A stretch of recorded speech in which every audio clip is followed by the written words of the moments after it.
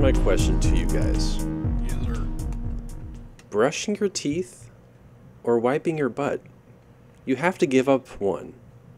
What would it be and why? Brushing your teeth, easy money. You'd give up brushing your teeth? Then wiping your ass? Absolutely. Mm-hmm. I mean, But at least you can have like. I mean, it's a very confident answer. Well, at least you can have like mouthwash. They said brushing your teeth. They didn't say like mouthwash or just putting in toothpaste and like swishing it around. Point. You know what I mean? At least you're doing You at least something. floss. Yeah. like, how literal are we going? Wiping or like, can I have a bidet? Ooh, okay. Yeah, that's a good point. That is but then a it can't, great point. Does that count as wiping? Like, kind of? But Yes? see, that then also too, like, does mouthwash count? I don't think so. So I think you could use like a bidet or That is something. We could change the question and say, would you rather clean your asshole or clean your mouth? Or would you rather have a clean asshole or have a clean mouth? Bro, that sucks. Both ways are bad.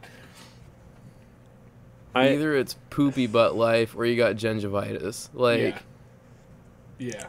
I think I might have to go with the mouth because you do have a couple alternative options. You can either floss or use mouthwash, but with like the butt, man, like that's haunting.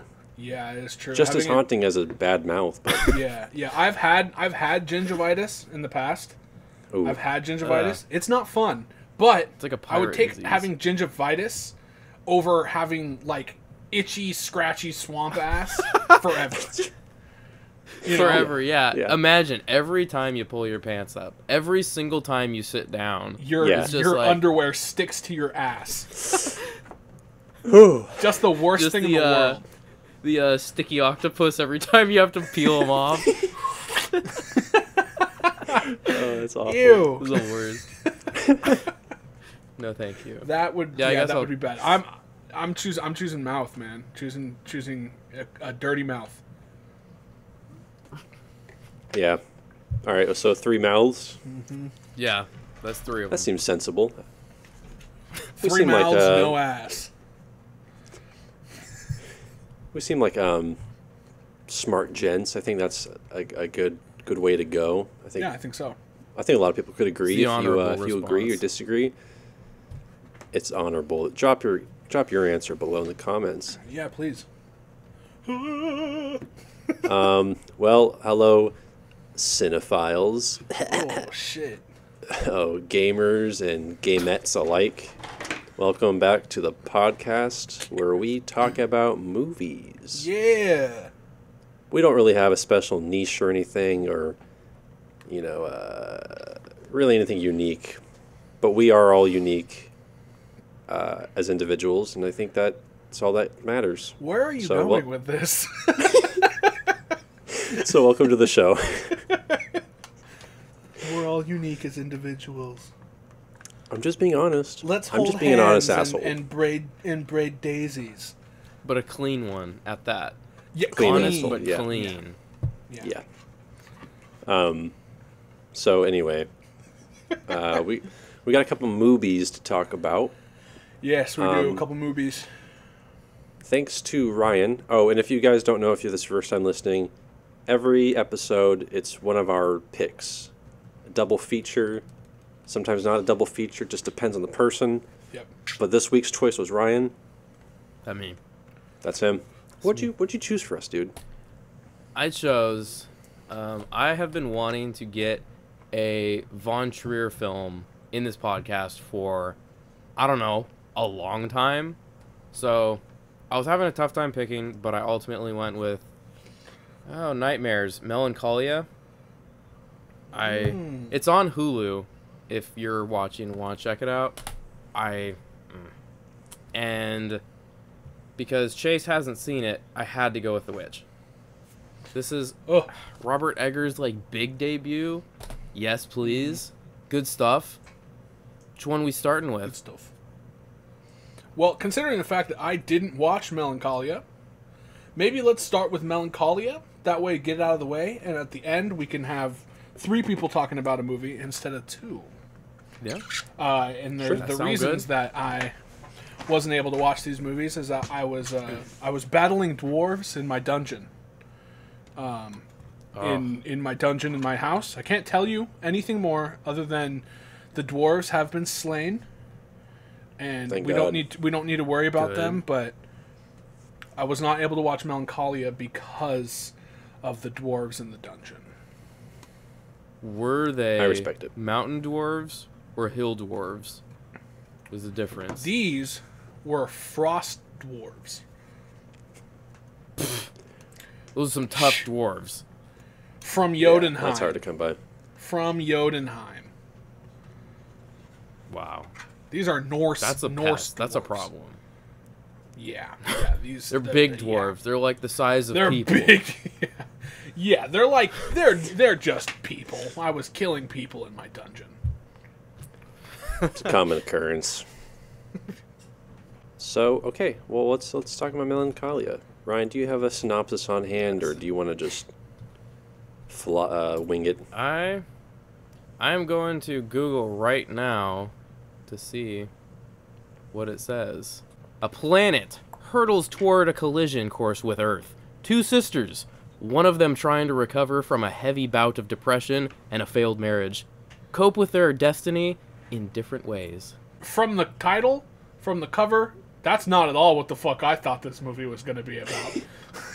Well, what did you think it was going to be about? I thought it was going to be... Because Kirsten Dunst... Kirsten? That's a good question. Kirsten Dunst? Kirsten, yeah. Kirsten Dunst. She is a fan of period piece films. Same thing with, like, Keira Knightley. If they're not in a Pirates of the Caribbean or a Spider-Man movie, it probably takes place during the 19 or 1800s. So, it looked like she was in an 1800s dress.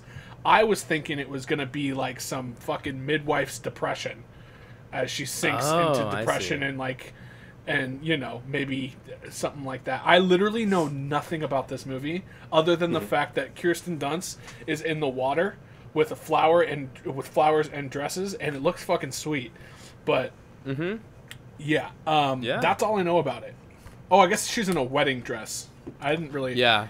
I haven't. I was trying to stay completely clear from this movie until I saw it. So I'm. Needless to say, I was wrong. Just a little bit. A little bit. A little bit. I was off by a hair.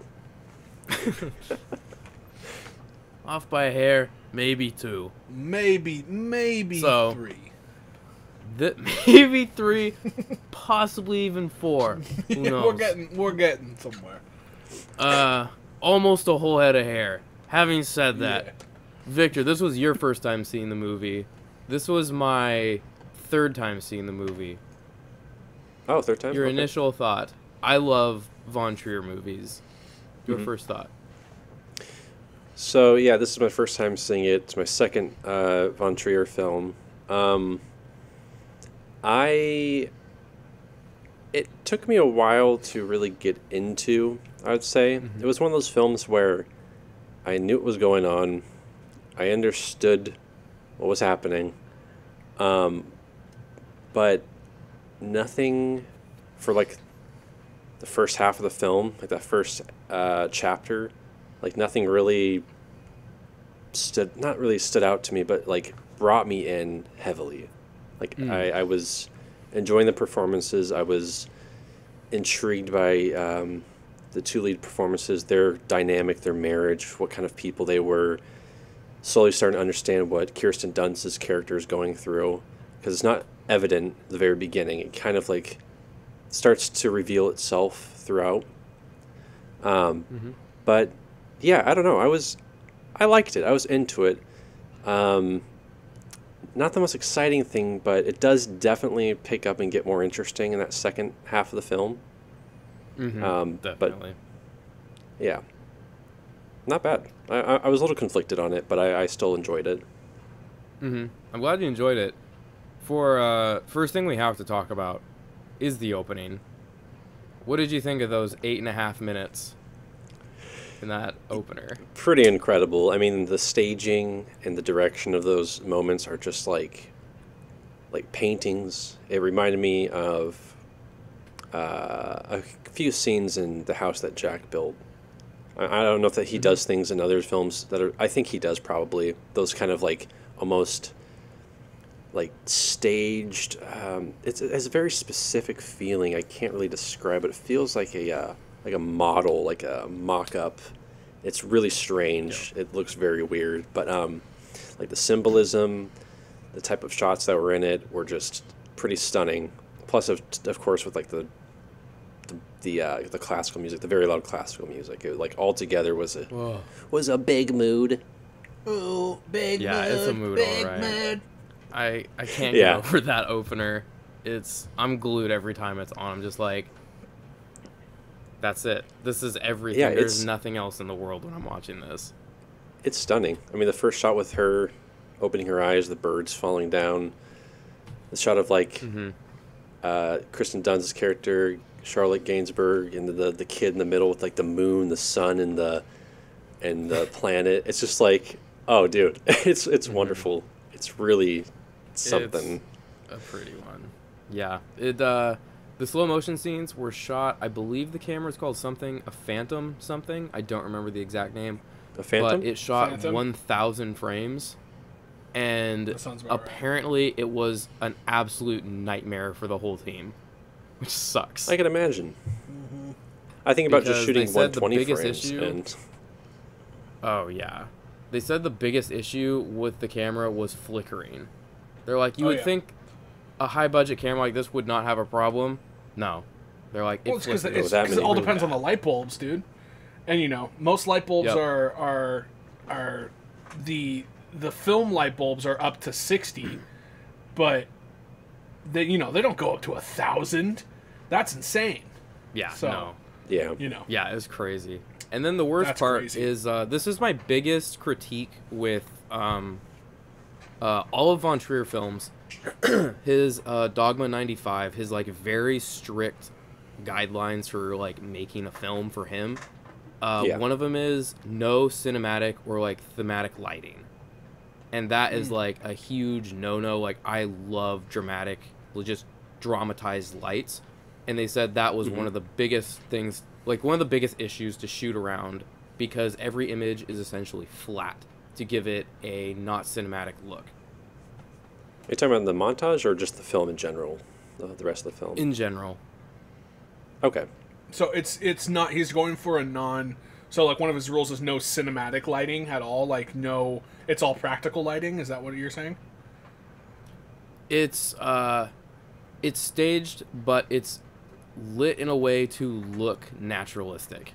So there's no hard shadows. Everything is very blended. Yes. Understood. It's unfortunate because I really think the movies could look a lot better if he did something more with his lighting. But knowing it's artistic choice, I get it. Does he follow the Dogma guidelines in all of his work? For the most part, yes. He gives and takes a couple rules here and there, but for the most part, he tries to follow his, like, the group that they are like, we're deconstructing cinema to its basic performance, and they try to stick to that. Okay. It's actually cool. There's a Harmony Korine film called Julian Donkey Boy, which follows Dogma 95, and he actually, like, got Trier's, like, permission to like bend a few rules and stuff like that. So I was just curious like how often he like follows those guidelines, or if that's like something prominent in all of his movies. He's like, I need to ask this guy, or he's gonna fucking ring me out when he sees this movie. Yeah, exactly. Yeah, it's also part of I believe this is the second one in his quote unquote America trilogy. Because there's an unspoken trilogy where it begins with Antichrist, Melancholia, and then ends with The House That Jack Built. And to hear the theories on how it's a trilogy is crazy. This is the Depression trilogy. It's also... Wait, yeah, there's two. I'm mixing them up. Nymphomaniac, there's a Depression one, and... Yes, Nymphomaniac, I think, is a part of that one. I think so. And then Yeah. it doesn't matter. It's a bunch of other films. But Sure. this movie, so you did not like so much the first act in the wedding sequence or the after party of the wedding? Yeah, so I guess I didn't like dislike it, but Mm-hmm. it just didn't really like jump out to me. And like I said, I got where it was like what it was doing. It was just like purely observing these characters in these moments, especially Kirsten Dunst's character. And while like I was sympathetic towards her and like was really like feeling for her in those moments, you're just kind of watching a person try her very best to not break down on a day that's supposed to be your happiest day. And it's very sad.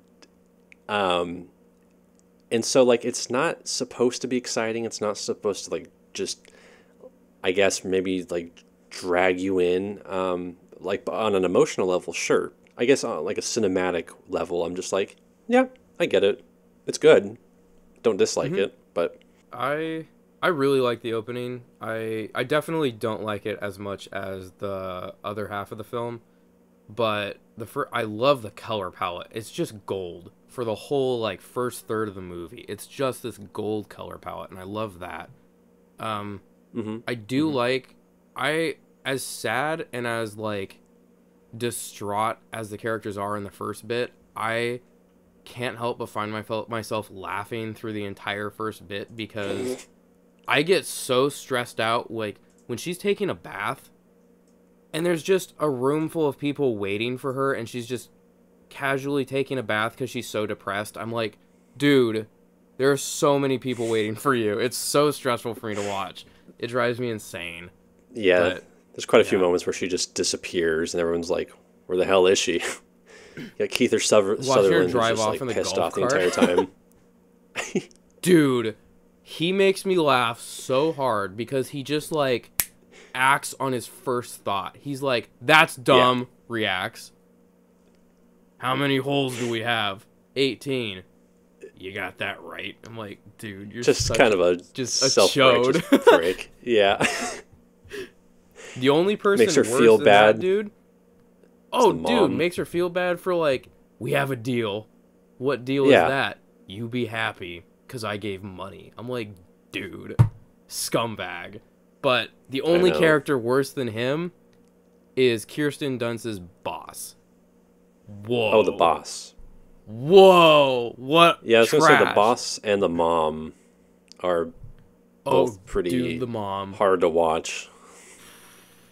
Yeah, with that boss, he's like trying to get her to basically work during her wedding and like employs the help of his like 19-year-old nephew to like not spy on her, but like kind of follow her around and like get her to basically come up with a tagline for this photo that I don't know if she's like a creative director or something for this company, and they're trying to get like a slogan or a tagline for this ad or whatever, and just God, It's stressful.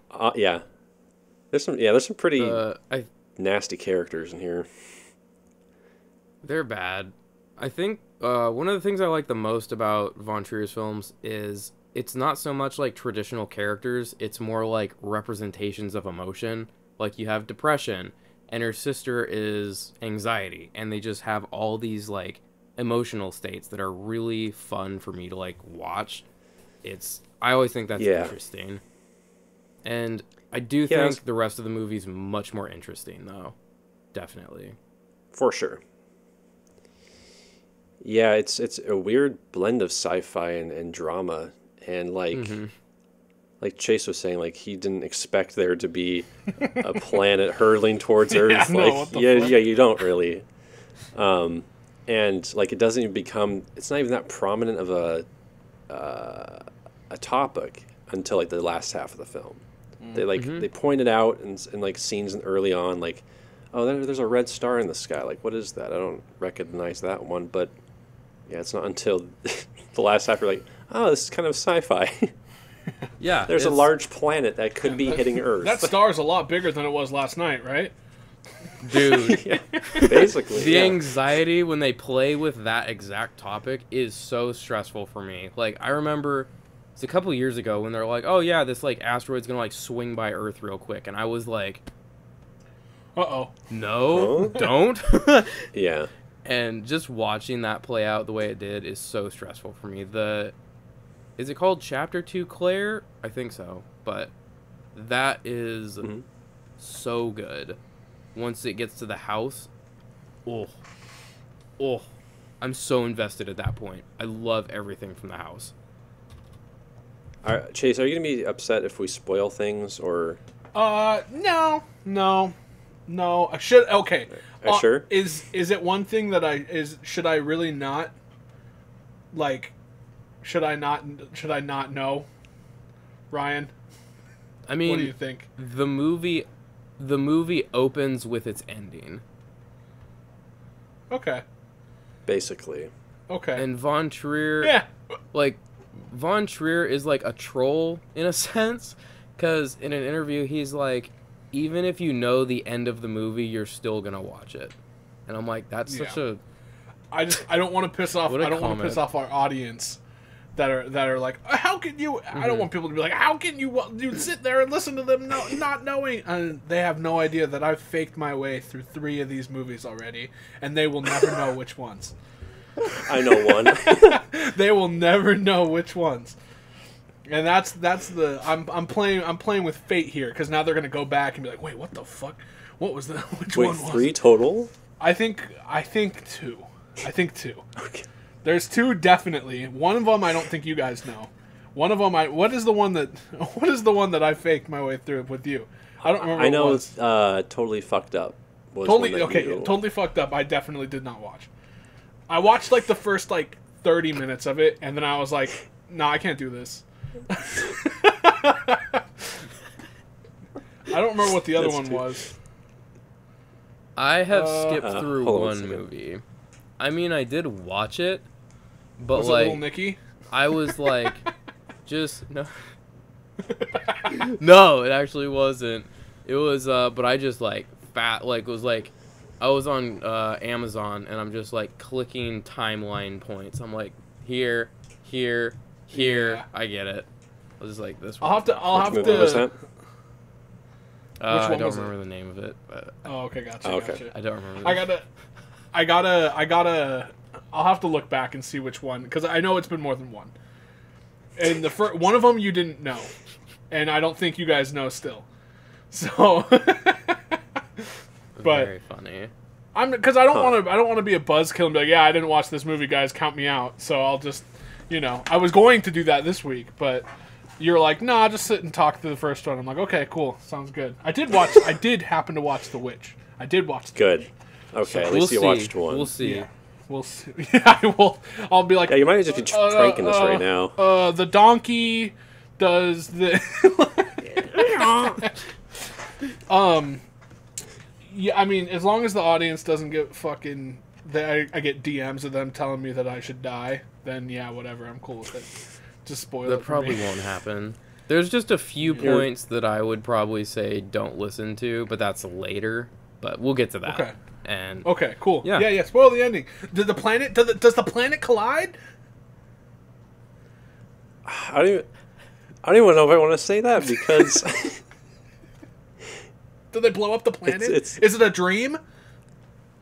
I a don't even know if I dream? want is it to. If it's a what I can't remember the name of that one that is I want you to experience it. Like I want you to experience it how I did. I almost don't want to even like have you hear it. Can I like Google it? Can I look it up real quick and like look up ending? Would it be as impactful? I was essentially doing the same thing. Impactful. Yeah, impact. Because the Earth gets destroyed. That's a fucking good one, Victor. You sly dog, you. Nah, fuck it. Yeah, just go ahead. Just go ahead. We'll keep the ball rolling. Well, yeah, let's keep just the keep it ball. rolling. I don't even know where we left off, Ryan. I think you were on something. I will tell you, the most sci-fi line in any movie I've ever heard in my life is in this one. when Okay, she's standing let's by hear her it. horse, she looks at the sky and she's like, she says something along the lines of the red star has left Scorpio. I was like, what are we watching, Star Trek? That's insane. What kind of a line is that? The red star Yeah. has left Scorpio. Ryan, But- you're saying like everything at that house, and actually, funny thing, I don't know if I was just, I don't know what, but like I didn't pick up like until 10 minutes into that segment that that this was jumping ahead, because I was like, is this before the wedding? It took me a second to like figure out where this was taking place. Because she has no wedding ring. I don't understand what was going on, because they don't really make it specific. Like they don't really tell you that they didn't work out, No. right? Yeah. Yeah, the only So- explanation is that he leaves, and the fact he leaves the after partying from his wedding without his wife is like, that didn't work. That guy was so clueless, Yeah. by the way. I felt so bad when was he's gonna just like, she just left his picture of apples on the couch. I'm like, Dude, I "Aw." know. That whole scene where he's like showing them the plot of land that he bought, and like, you know, when you're feeling down, you can go underneath the apple tree, and it's just like so sweet. But like, what was weird was like, I don't know, their relationship seemed kind of like he seemed kind of clueless to like her depression and what she was going Completely. through. Like, did they mention how long they were together for, or? Dude, see? That's what this movie does. It really makes me want to know what happened before this movie. Like, how did they meet? What was their relationship like? Because he's brain dead when it comes to, like, her depression. He's like, oh, you're Right. bummed out? Man, listen, these apple trees. You sit under one of those, you're going to be smiling ear to ear again. It's like, that's not how it works, dude. Yeah, it's weird because like usually I don't really care about fictionist characters' backstories really, but like in this movie I'm kind of like, you know, it would be cool to kind of know more about them. Like, I don't have to look at some like you know, lore books from, you know, like Destiny style or anything, but I'd like to like see, I don't know, get a bit more insight. Yeah, you'll have to find some of the items from the movie and read the item descriptions. You want to know the lore, then you got to pick up those damn journal log entries. Sorry. Going off on a tangent, when are video games going to evolve from that? Like, when are we going to find a better way to tell stories than here's a piece of paper with what happened on it? That's another When are we conversation. gonna get good video games again? Dude. But Dude. I've been Hey, playing Katamari. Katamari's fucking cool. Oh, nice. that's a I good enjoyed one. that. That's a real good one. Katamari is fun. The music in that is stunning. So good. It's such a fucking Japanese game. God damn. It is yeah. so, it is Yeah, so the Japanese, family dude. watching the space launch is insane. Oh man, That's I fun. love it. I think it's fun. Yeah. I think it's super fun. It's a But good yeah, no, one. I have no. When are we gonna get good games again? Am I right or am I right? Jesus. I'll tell you this. The Switch is getting not a reboot or a remaster, but just an up-res of Republic Commando, and every console is getting a complete reboot of Diablo 2, which is the good one. So, like, Oh, yeah. there's some stuff coming out. There's some good stuff coming out. Yeah, some good but it's stuff. also old stuff. Yeah, I want something new. That's true. But it is cool, New- nonetheless. I want something new. I just don't even think I care anymore. I just want a game to play. Like, I'm still on Breath Dude, of the Wild. I'm still on that. I mean, that seems like it has a lot of replayability. I'm just still salty over It's good Cyberpunk. I'm just replayability. like, fucking... I Don't wanna even get play me it. started. I'll fight you. It really wasn't that bad, is the thing. It was just short. It was really short, and the thing that I'm upset about is that there's no customization at all.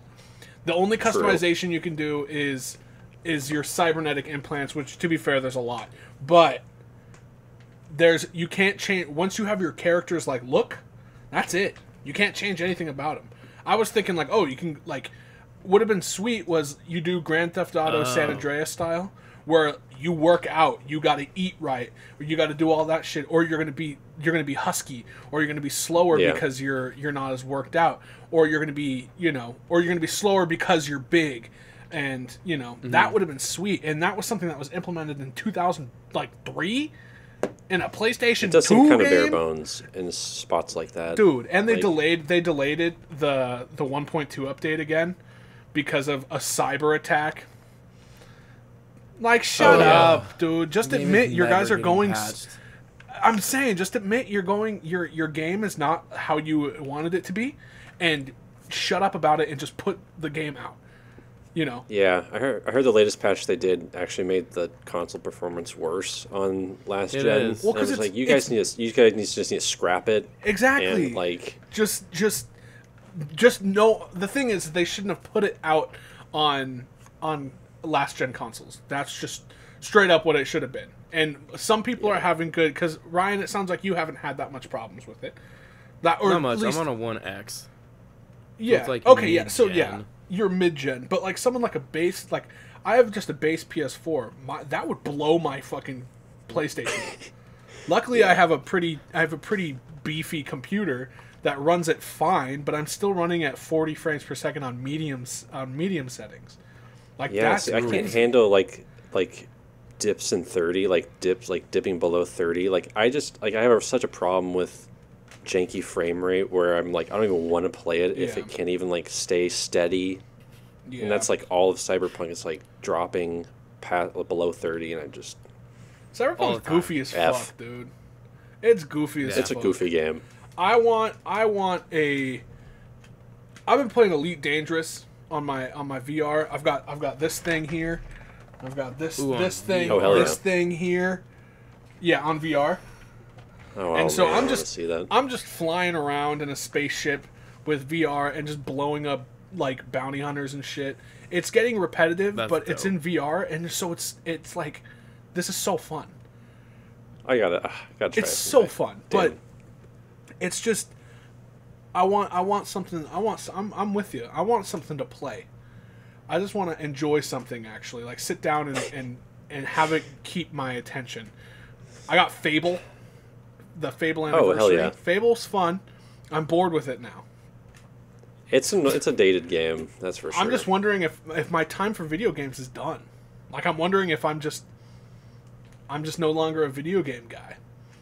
And it's sad. I've wondered that. I think too. it has to do with like enjoyment in general, because like Yeah. I fell out of video games for a long time, and then something shifted with my mood, and then I got really back into it. And I'm like, dude, these are fun again. I think it's Yeah. just like an overall enjoyment or content level. I don't know.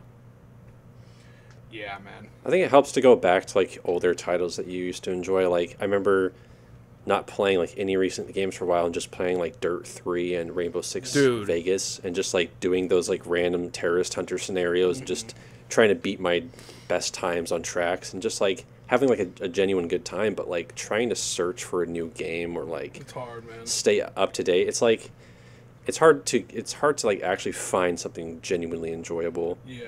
I I want that one game that Go ahead. what was that one? I think you have it, Chase. It's like Valheim or something. Yeah, Oh, Valheim's dude. fun, but it's Is it? it doesn't grasp me, man. It's not holding my attention. It's like Yeah. because it's one of those games where it doesn't tell you at all what to do, which is great. It's kind of like how Breath of the Wild was like, all right, here's the entire game. You can do whatever you want to right now. We recommend that you go talk to this old man on the right down the hill so that you can unlock the territories that will make it easier for you to continue the game. And they kind of do that. They got this little fucking crow that like pops up and annoys you all the time until you like click on it and have it talk to you. But other than that, it's like here's the whole game. Here's the whole world. It's like it's Age of Empires style where you don't see the map until you travel it, which is cool. I'm all for that.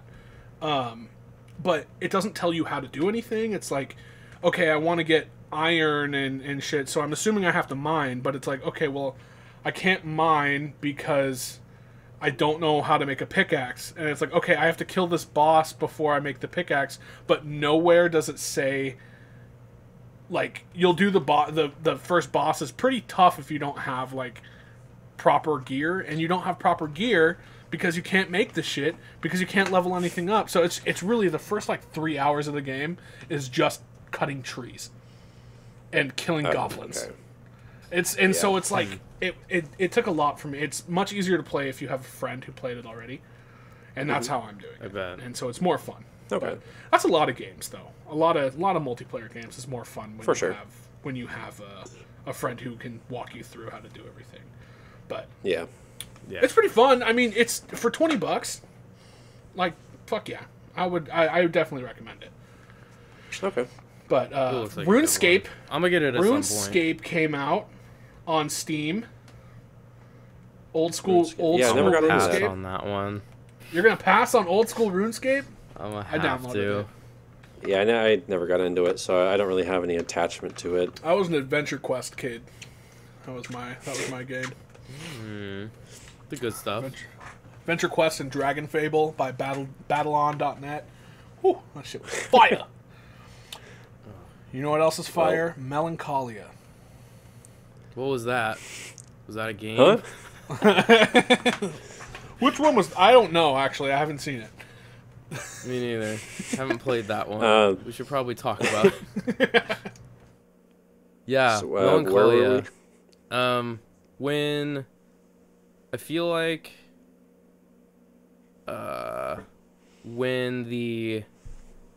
once the planet becomes like very relevant and the kid makes that like shoulder mounted rocket launcher, like the little shoulder like measurement system, that I think is when the suspense starts building in the movie, because you're like, wait, is this planet actually a threat or not? Like, how close is it gonna get?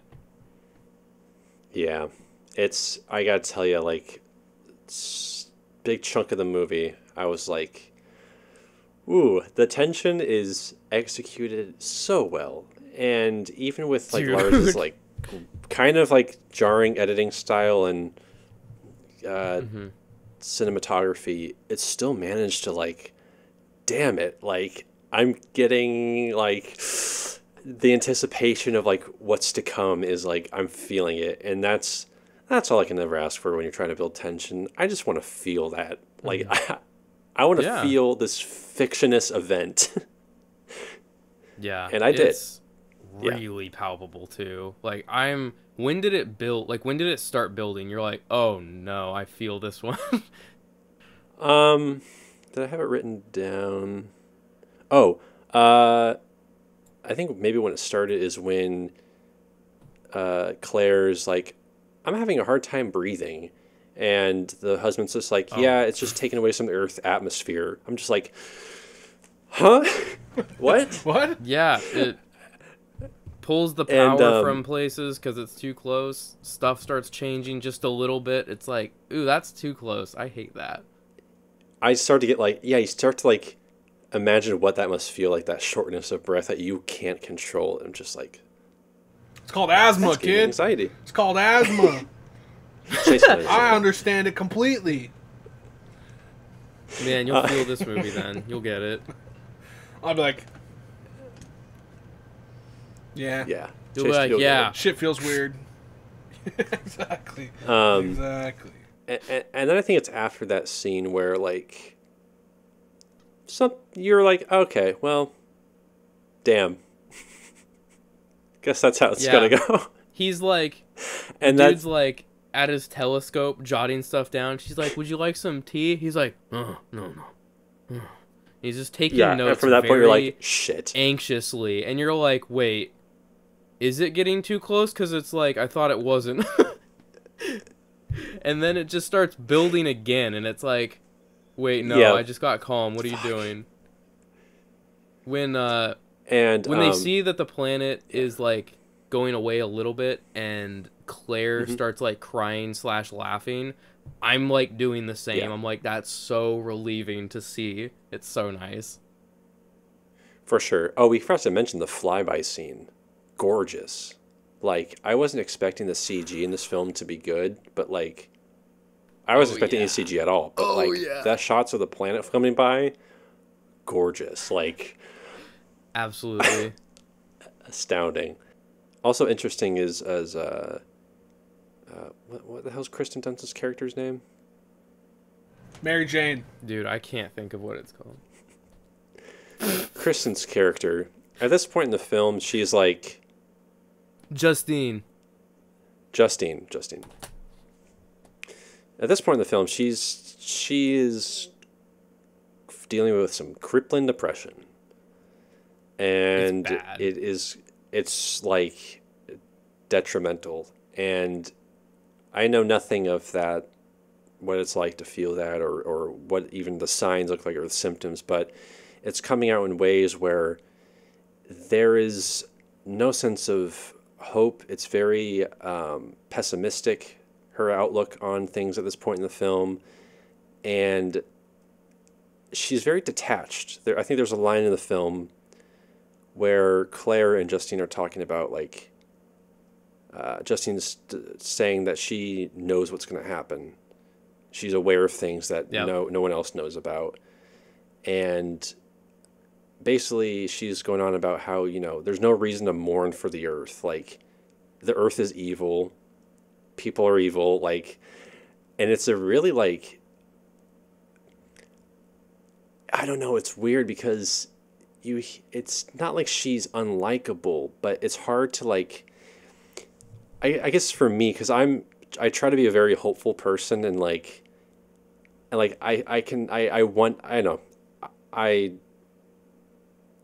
guess, yeah, I'm a hopeful person. And so to, like, try to, like, deal with that kind of character and have to, like, follow her for the rest of the film, it's hard because you're just like, fuck, she's kind of right. Earth is kind of bad. No, why should we mourn such a corrupt and yeah, it's hard to see where that character is in that last half of the film. It's tough. I have been, like, real depressed, like clinically depressed, and it's tough for me to watch that. Like, when she's like, she can't get onto the horse to ride it and her sister's yelling at her, I'm like, I hate watching that, because it's like, I totally get basic function is out the door at this point, and I get the sister being angry because she can't perform, like, a basic action. I get both sides of the argument, and I hate seeing that, because she's like, there's nothing I can do but get yelled at. It sucks watching that. Right. Yeah, and especially, I mean, it happens throughout the entire film to her. She's yelled at, or people are getting frustrated with her, but she's kind of like, what do you want me to do? Like, what do you expect? Like, and she just, but she kind of has to live with it. Yeah, go ahead. Yeah, one of the bits you're talking about with that drives me, I can't stand it.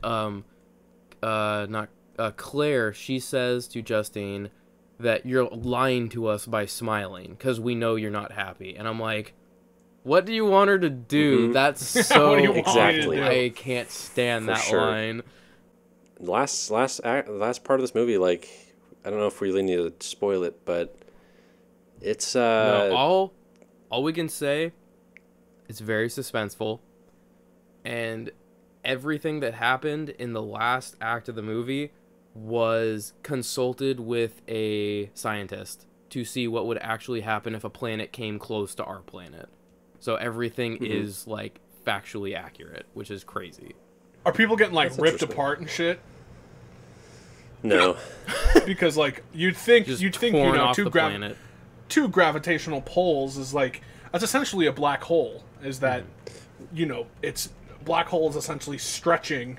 I think I'm probably wrong. There's gonna be a scientist in the video that's like, actually, you fucking idiot. There's gonna be a scientist. It's more so like messing with, like, the atmosphere and, like, Earth's gravity and like electronics and stuff like that. So, like, is Earth's gravity and then stronger, weather or is conditions it lighter? That would make sense. It'd be stronger, I think. I'm sure the shores and stuff like that are going fucking bonkers. I mean, people have a hard time walking, and what I was curious about is that it seems, what I think is very cool, like, thematically, is that it seems with Justine's depression, it's at this point in the film, because Melancholia is a lot closer, it seems like at this point, that's when her depression starts to, like, that's when her, like, that pessimism and narcissism kind of, like, becomes full form. Like, she is finally, like, it's almost like kind of taken over, maybe? I don't know, because, like, at the early part of the film, it's far away, but she's still feeling the effects. Is that something that you read? I don't know if I'm reading that wrong, but that's kind of my interpretation of it. Yes, and reading some stuff from Von Trier, I have, like, a little booklet thing in one of my criterions. He writes all of his stuff based on his own life and his own emotional state. And Melancholia is like literally Melancholia. As it gets closer to the planet, her Melancholia. It's like, it's basic, like if you look at it in a literal sense or a metaphorical sense, Melancholia is coming close to her, and the closer it gets, the more like in tune with her like depression and like nihilism gets. And ultimately, it's just like completely cohesive. That makes sense. Yeah. I also thought too, like they mentioned that Melancholia is hiding behind the sun as also symbolism as well, like hiding behind that mask, that happy smile, that glowing radiant smile coming to reveal itself. Hey guys. Damn. I'm actually sad. Damn. Same. Yeah. The last scene of the movie is beautiful when you look at it in a metaphorical sense, because that is essentially what the goal was. But the last bit with the planet in the background and seeing, like, I don't think this is a spoiler because they show this in the trailer and stuff, but near the end of the movie where they show Claire and some of the family sitting with like the planet in the background up in the sky, it's just like Melancholia is about to like it's overpowering the family. It's the full thing, and it will destroy the family with its presence, just based on how the depression is being handled. And it's really interesting. That's one of the reasons why I like Von Trier films. So what I'm grabbing from this, from just listening to you guys, is that Melancholia is the planet, is the actual planet, right?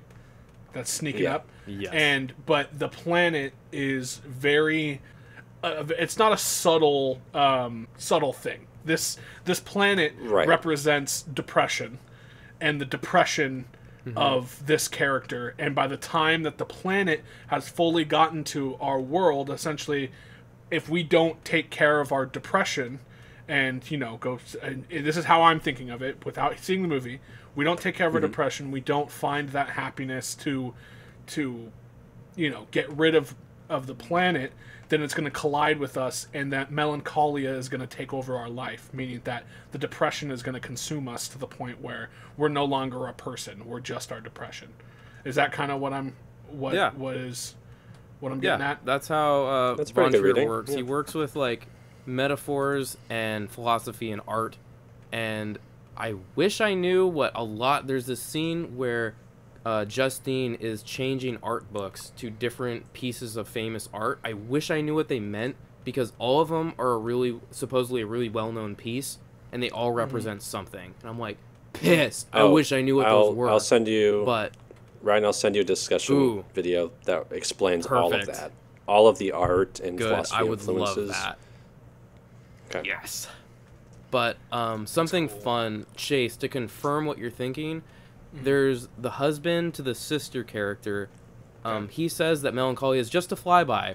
He doesn't understand like the emotional state of the characters. It's just a flyby. It just comes and it passes. It's a Like, wave. Depression. It's a phase. Yeah, you're it's just sad for a feeling. little bit, and then it goes away.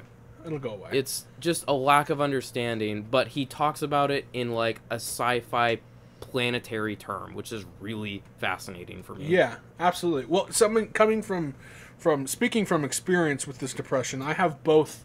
I have been there with you, and I'm kind of, and without making it a big sob story here, I'm in one of those ruts at the moment, and I've been in one of those ruts since like December, and it's very true that you lose basic functions. Like, I don't want to get up, I don't want to shower, I barely want to go to the bathroom. Like, I get to the point where I'm in pain, and I'm like, I should probably go to the bathroom. Yes. But at the same time, I'm also understanding what the sister's husband is saying from what you're saying, is that it goes by, because I know that it'll go away for me, because it always does. But in the fact that it's not that it always does, it's that I'm figuring out a way of hiding it.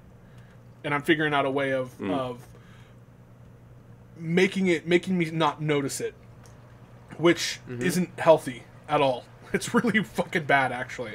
Because that way, Right. when it does come about, it gets worse and worse and worse. And that's why I'm in such a bad spot, is that it's probably been something that's been fucking with me for the past, 3 years. And the fact that now, with COVID, and the fact that, when I get really bad seasonal depression, and when I had seasonal depression, I was in Spokane last year, but COVID wasn't really a thing. COVID got to Seattle in, February. I wasn't in Seattle. We didn't get... Spokane didn't get COVID until, March or April. So, I wasn't feeling that, and then it was spring, and it was fun, because I'm like, cool, I don't have to go to work, and I get $600 a month, $600 a week from the government, and I just get to stay home. I don't have any parents or anything like that. I can buy whatever I want. This is fucking sweet. I love COVID, and then now I'm here, and I'm like, oh shit, I'm back home with all my friends. I now don't have a spot to be. I have to sit and I gotta sit and not be able to see them and do all this, and that's that, and then I can feel that planet creeping in. You know what I mean? Yeah. And then it finally has hit, and I'm having to fight back, and that's crazy. If that's how this guy was able to interpret essentially exactly what I'm going through in my life right now, is pretty remarkable. So I'm definitely gonna give this a watch. You're gonna have to watch this one, because Von Trier, I have never seen a movie that so accurately depicts anxiety, grief, depression, or any of those emotions. I've never seen a movie that gets it that clearly. And there's a scene where Justine tries to eat dinner, and she's just like, this just tastes like ashes.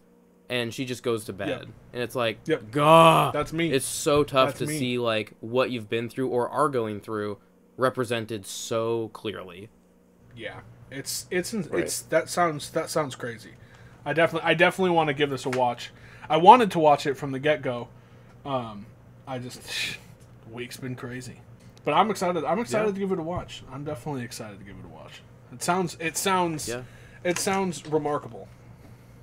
It's fun. I like his movies. How much did you like it's this a fun one, watch. Victor? It's a fun watch. Do you have any more topics, or do you want to give it some ratings? I don't think I've got anything else. Yeah, no, I think the ending itself kind of blew me away. I'm glad in to tears. hear that. It's something else, and I think I like this more than the house that Jack built. I think. Pretty sure. Yeah. That's another one, 2 hours, I like it, but damn. You kind of got to watch these films a couple times, I feel like. But yeah, it's overall unlike anything I've seen. And that's good. Yeah, ratings, I guess. Yeah, I don't know. What do you want to give, Ryan? And before I give my rating, with the ending, how impactful was it when it cuts to credits and it's just that? How Very that impactful. hit me. I was so hard. That happens. It's always end credits for me in films. It's maybe I'm very emotional through the ending, but it's that cut to black where I'm just fuck. You finally get to and then there's sit just with the it, slow fade in of the directed by, and you're like, it's over. Yeah. Every this one time, hits dude. So That's hard the with moment. Credits. Yeah, I'm curious too, because I don't know if this might spoil too much, but Trier calls this a happy ending, which I found to be kind of curious. And I don't know if I fully understand why he considers it a happy ending, but I don't know if you had any insight on that. I do, Maybe but I don't want to spoil that. I'm sorry. Sure. Okay. I'm sorry. Oh, it's no okay. worries. Sorry. No worries. Okay, yeah. I guess, Ryan, you want to give it a rating? All right. Melancholia. It's not my favorite Von Trier film, but I think it's maybe, as far as the ones I've seen, I think this is the most visually appealing one to me. I really like the slow-mo, and just some of the shots are just gorgeous, and the environment is fantastic.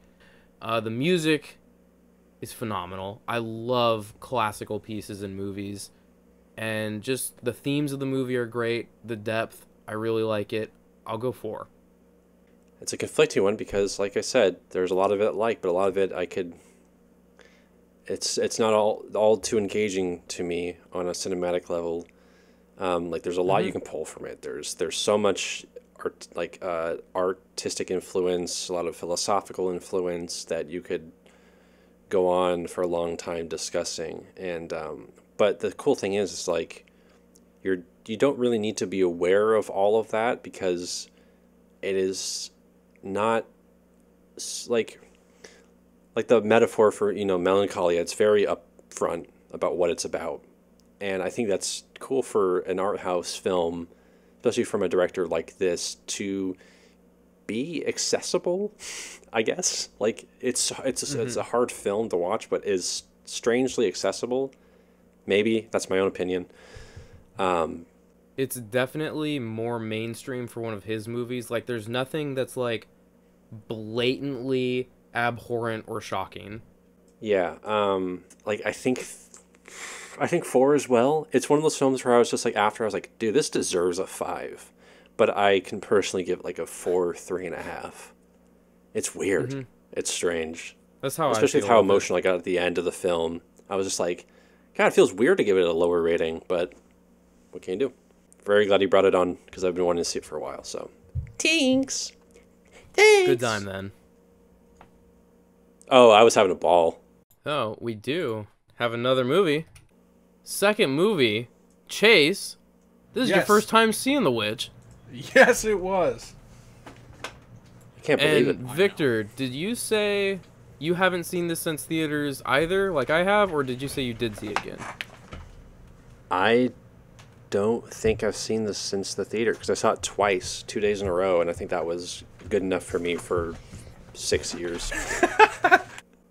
Here, let me get synopsis for you fellas. Here, I'll read it in the language of the movie. That's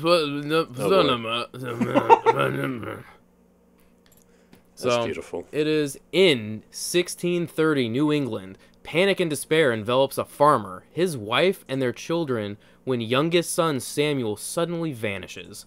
The family blames Thomasin, the oldest daughter, who was watching the boy at the time of his disappearance. With suspicion and paranoia mounting, twin siblings Mercy and Jonas, or I love her name Mercy, suspect Thomasin of witchcraft, testing the clan's faith. I wasn't expecting clan. Loyalty and love to one another will be tested. That's The Witch. Yep. It's like an hour and without credits, it's like an hour and 20-something minutes. Felt like 3.5 years long. Dude. Chase, what did you think your first time seeing it? The very first thing that I noticed is right when oh god, I think his name is Bill. Is that his name? The dad? Is his name Bill? I just backed out of Google. Let me go back. I don't know. William? Okay, Will. They say Will. Yeah. But as soon as I heard Will talking, I was like, okay, this guy's absolutely in Game of Thrones. Because he's got such a fucking distinguished, like, deep voice. It's a good voice. It's a great voice, dude. And honestly, his character is his character was my favorite character in this entire thing. He is the one that was going really out of everyone. Yeah. He was going through the most other than Thomasin, of course, but he was going through the most emotional challenge because he wants to believe Thomasin that Thomasin's not a witch, but he also wants to believe his wife and not believe that his wife has gone crazy. And then at the point where Thomasin runs out of the house because fucking the mom, who is also in Game of Thrones, he like tackles her and like, you know, they kind of share this embrace for a little bit, and he's like, just promise me you're you know, he's really wanting to believe that she's not a fucking witch. And then she's so mad that he doesn't believe her, that she's like, well, what if it was this? Maybe the twins are devils. Maybe the twins have been talking to the devil. What's the fucking Black Phillip? Maybe Black Phillip the goat maybe that's the devil, and these two are able to talk to the devil. And yep, that's Black Phillip. Yep. And so he's like, all right, fine. And he like picks her up, and he's like, fine, let's go fucking ask him then. And then they start freaking out. They don't wake up or something like that. And he picks up. I'm getting way off topic. I'm sorry. I'll go back. Good. I'll go back. We'll get back to this later. I'll go back to what I thought of the movie. I'm sorry. I thought this was fucking crazy. I thought it was right up my alley. I'm a fan of creepy, spooky witches that make me go, "Ugh," you know, like not like something where I'm like this, but like, you know. And so, Icky, yeah. especially when she snatches the baby up and fucking churns it into butter and rubs it over her body. That shit was crazy. I know, you don't see that often. The in shot of her films. sitting there rubbing it on like the broom, Oh. that is with Yeah. like the moonlight just beaming on her. Dude, Ugh, it's perfect. The movie is gorgeous. First off, There's some great imagery, and dude. it's such a a beautiful film for it being so fucking demented. And the ending of this movie reminds me a lot of Hereditary. It also reminds me a lot of Oh, interesting. of Midsommar, and so I'm sure that Edgar and Aster are like fucking best friends. I can just see that they're like, yeah, I want to be friends with that guy. I want to be, you know. So, but no, I thought this was fantastic. It's such a creepy. That's so cool to hear. Fucking weird Yeah. movie. It's so strange. The dialogue, I had to have subtitles on because I had no idea what the fuck they were saying.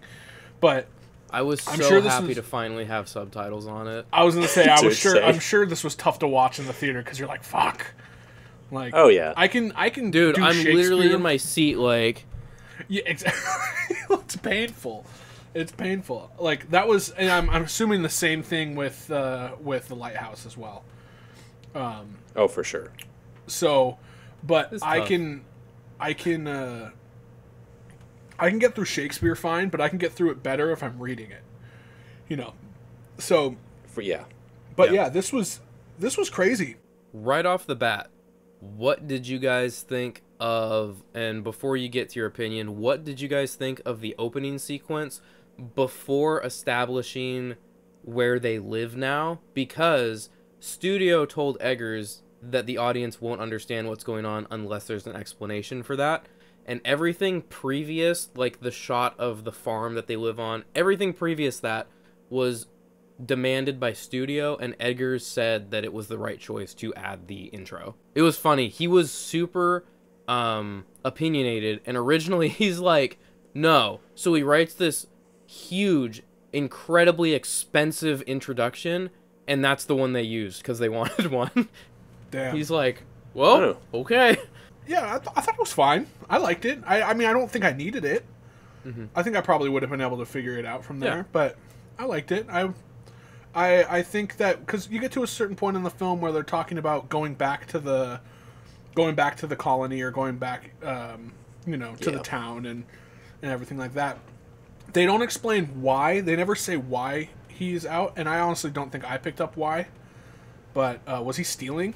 It had to do something with the church. Maybe they didn't want Oh, was it the their fucking? religion Was it the baby? in the town or something. Did the baby have something to do with it? I don't know. Dude, I do not know. Do they say why? They never I know clarified they at do, the end. They but- never tell them why. They're just like, they Here. won't let us back. Or something like that. That's literally the first question. The witch movie, the first thing that pops up. Why were they banished? Yeah.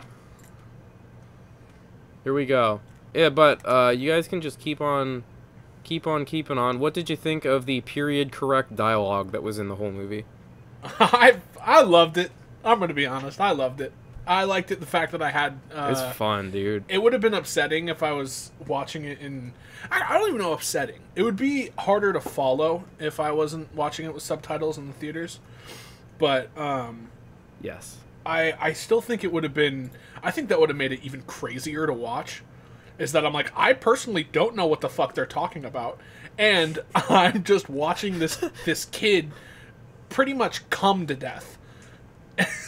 Like he is enjoying the word of God so much, and then he just fucking dies. Watch it. Okay, first of all, it's they were banished for religious differences with the father. That's what it was. But okay, seeing this movie with subtitles, that kid dying, Caleb dying, was so intense for me to watch. Oh yeah, I was like, because I never knew what he said until I saw it this time, and I'm like, dude, whoa. It was crazy. I thought that I liked the reveal of the first witch, or not the first. I think it's the same witch, right? I mean, no, it shows at the end that there's multiple, but I think we see the same witch throughout the movie. This one looks the same though. Yeah, that's what I'm thinking. Yes, that's what I think. With the red cloak. Yeah. I like the reveal of her. No, not that reveal. Not the very first reveal where it's literally just an old naked lady, like, and it's like classic a fucking hard cut too. A hard cut to that. You hear the sound, and then it's just like her backside, like. And I was like, oh my god! And then I saw the little chunks of meat and stuff, and I'm like, yo, she just squished this baby. I was like, I bet it's brutal. And I told Josie when we were watching it, I'm like, I bet the next time we see her, she's gonna be all hot and young. I was like, I fucking guarantee it. She's rubbing that baby blood and guts all over her body to keep her young. I'm guaranteeing you that's what it was. It's not. I'm noticing that it just was a thing that she did because she's a witch. But you know, I'm thinking the shape-shifting aspect of it was more of a way to lure the Caleb in. But do you guys know why she lured Caleb in? Was there a reason? It was possession, correct? I think so. I believe it was or bewitching. It's all based on like old stories. So it's the story of like the kid being lured into, like, for him it was temptation, which they build with Thomasin, his sister. And so it was him just being lured to the woods for that. He was being lured to the woods through his like sinful thoughts, and that gave him like the little apple that was in his stomach, which was like symbolically he took the bite of the apple, like Adam and Eve, that Eve did, committed the sin gotcha. and all that. Understood. He took the forbidden fruit. What I didn't look up anything else after I've watched this movie. I watched it like 2 nights ago, so there's still stuff that I know that you guys have probably looked up. Ryan, you specifically, I know how much you love this movie. So, what is the significance to the rabbit? Is the rabbit the witch? That's the one I don't remember. Because that's what I'm picking up. She is using that to see them. That's why when William tries to shoot it, the gun backfires, because it's protected by witchcraft and stuff. Oh, okay. That's cool. Yeah. I also thought that it had the same eyes. I think I was picking up that it had the same eyes as Black Phillip. At least similar eyes. Oh, I didn't pay attention to that. Oh, interesting. But I could be wrong. It looked like they had the similar eyes, meaning that, and Black Phillip ends up being the fucking devil. So, which is cool, because fucking Thomasin calls it. She's like, nope. First off, he's the devil. Those two are its little fucking spawns. And like, do you think that she knew the whole time? Thomasin? Dude. I don't know. It's hard. Like, it's tough. How does the kid just vanish? Exactly. Like, instantly, too. Right. That's such a good scene, too. I love that scene. It's fantastic.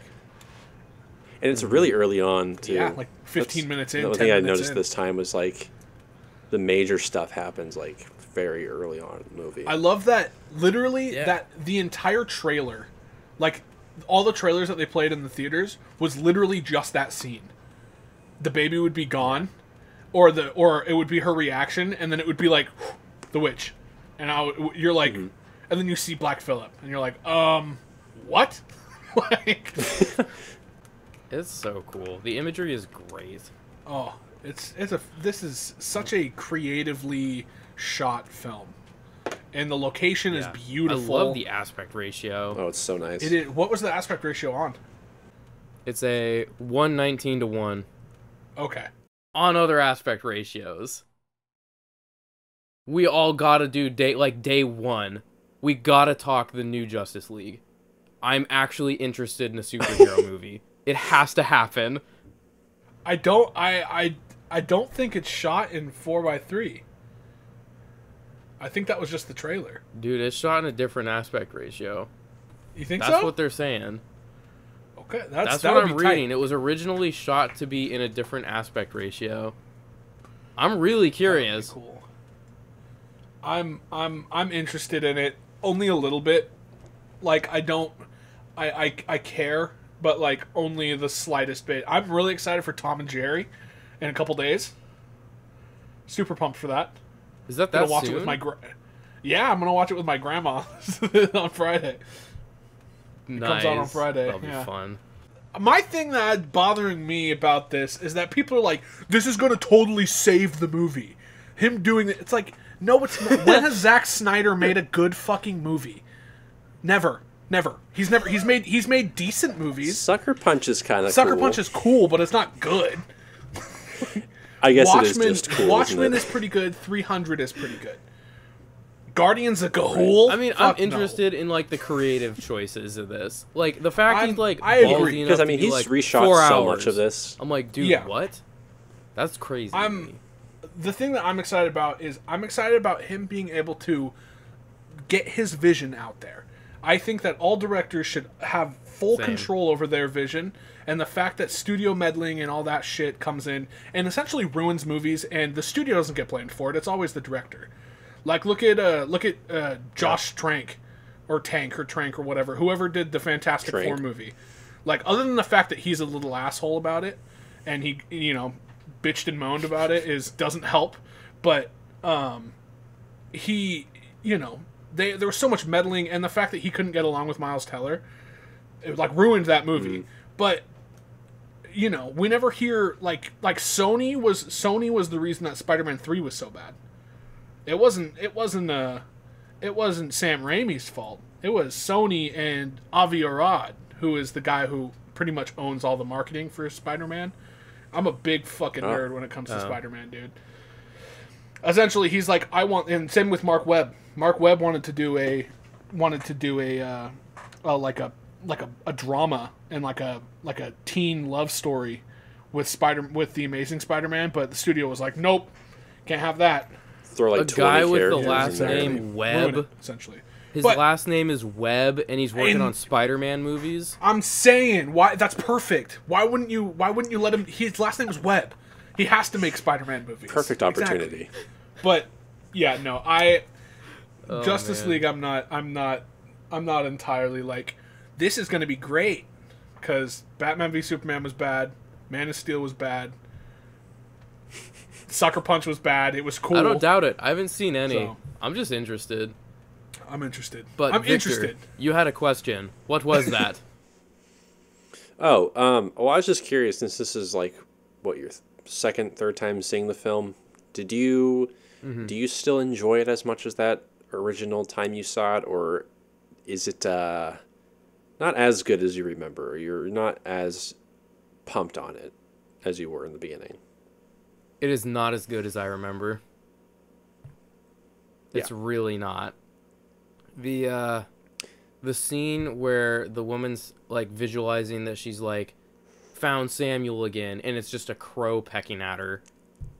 Like, I remember that so vividly, and I thought that scene was like where they're like trapped. Okay, we'll get to it, but the scene where the kids are trapped in that little box with the witch, and the crow scene, I felt like that lasted forever, and there was all these insane like evil things in it, and then I watched it and I'm like, it's like 2 shots and it's over. I was like, whoa, embellish a little bit, have some do something with that. Yo, give me some more razzle dazzle, bro. Honestly, it didn't do a whole lot for me, like, and like for me, there's not a lot to dissect and there's not like enough on screen for me to be like, I don't know. I just wasn't really feeling it. Like I love some of the imagery, and like yeah, towards the end it gets pretty gnarly, and but honestly, like the pacing of it, the way it just like cuts to black like 20 times throughout the film, I was just like, I'm not feeling that. Like It does. It feels very. It just kind of feels like. I mean, so he kind of does the same thing to Lighthouse. It just sort of feels like a time period fetish in a way, like a stylistic fetish. I mean, it kind of is. And like there are some ideas I enjoy, but like overall, by the end, I was like, wow, I feel sort of lukewarm on this. I still enjoy it, but like, I was totally at the end of this. I was totally just like, whew. Like, I was yeah, like, that's whew. Sounds about right. There was a couple times like, can you imagine like that. I was blown away. I was like, a couple times in the movie, I was like, can you imagine if it just ended like that, or ended right here? Can you imagine if it just ended right here? And then, because all the times it dips to black, I'm like, wow, it just fucking ends. So, but so what was your guys' thoughts as did you guys have like suspicions of who the witch might be? Did you ever think that Thomason actually was the witch, like, or that the mom? I thought the mom was a witch for a while, and then it changed, and I was like, okay, there's no way. And I was like, Thomason can't be a witch, or at least, you know, I can't see that happening. Yeah, I guess I don't remember what my original thoughts were when I first saw it, because like of course now I know what happens, but there's just so much deceit happening and so much like intrigue. Yeah. You know that the wood or that land there's a curse, there's something isn't right, so you can never really fully buy what people are saying, or you know, Thomason, like there's a point where Thomason kind of goes a little bit too far into like scaring her sister. Yeah. And you're like, huh, okay. She's starting to like fucking strangle her and shit. I was like, bro. Yeah. Relax. Chill. I don't know if there's something greater at play going on there with like, but yeah, I don't know. I feel like Black Phillip is definitely just the fact that it actually turns into Satan at the end is like, okay, Black Phillip is this, but then my question is, okay, so who were the pawns the whole time? Like, yeah, how does a baby just evaporate and he's gone? Like, she had to cover her eyes, and then like some time passed that we don't know about, and someone came and took the kid, or she closed her eyes, got possessed, took the kid herself, came back. That's interesting. I have no idea what's going on, man. That is a very interesting thought. I didn't think of that at all. That she was possessed, and just we see what the witch wants us to see. You know what I mean? There was a video essay I watched on this, and someone pointed out that in terms of like period accurate, there was a fungus or something growing on their corn, and it actually causes like hallucinations or something back in the day. So people are saying like maybe some of them were even just crazy. And I'm like, how does that explain? Like, are there actually witches? Was she actually talking to Satan, or is she just crazy? Like, she's just tripping balls. Yeah. That seems like I don't think that's what happens. That seems like it would mess up too much of the plot. But it is an interesting thing, though. I didn't even. That's cool. There's a lot. What's your opinion? What's your opinion about Black Phillip actually turning into a man, whether he's the devil or not? What is your opinion on it?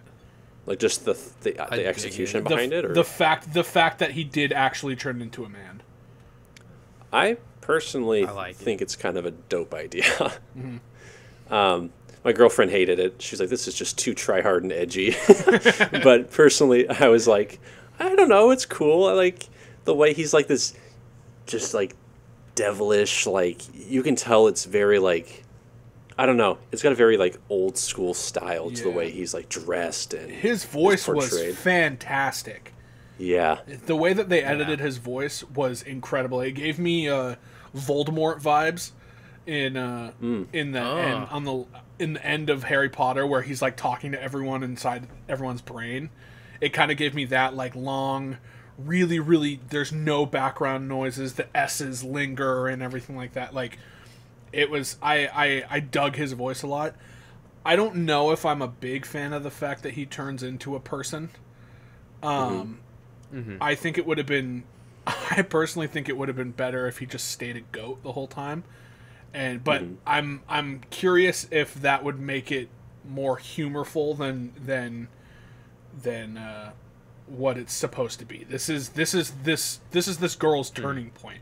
She has her family, and that's why I'm saying it reminds me of Midsummer, is that this girl who came here and didn't want to be a part of this and doesn't want to believe that what's going on is going on, and now she's fully committed to what's going on, and she's happy about it. You know, she's happy to be free. That's her main thing, is that she wanted to do... Exactly, it's the same thing. It literally has the same ending.